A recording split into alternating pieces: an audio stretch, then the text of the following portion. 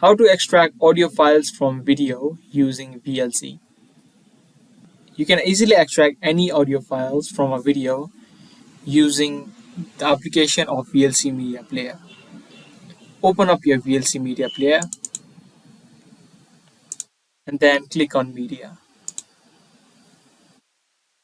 From here, head over to Save and Convert.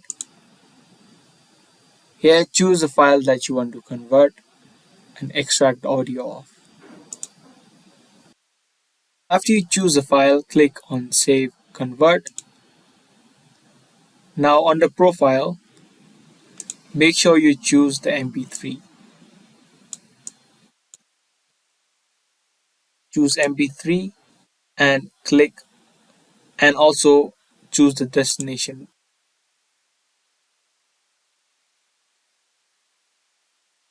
Now if you head over to the destination where you saved it, you can see now that the audio has been extracted.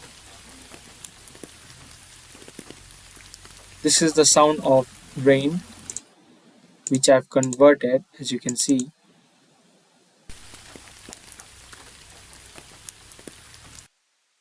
So that's how you can extract audio from a video file using VLC.